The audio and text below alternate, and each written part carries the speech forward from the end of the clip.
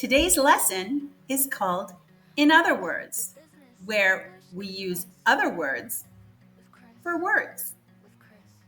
Take a look. Today, other ways to say therefore. Hence, thus, for that reason, consequently. Let's begin with hence. This is used to indicate a consequence or a point in time. In a sentence, he missed the train, hence he was late for the meeting.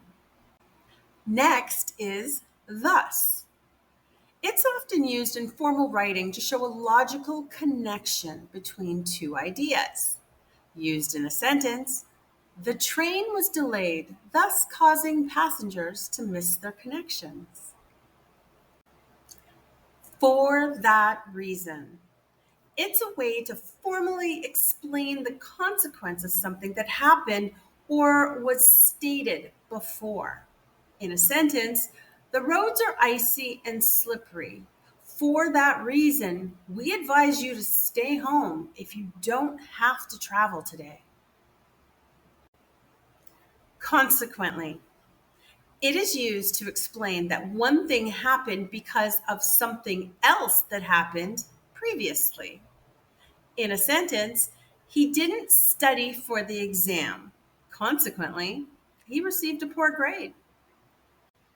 Thanks for watching, and don't forget to subscribe. Welcome to Business English Express. With Chris, you'll learn to be your best. Learn the skills, unlock success. Business English Express, your path to success. Learn with Chris and stand out from the rest. Hit subscribe and start today.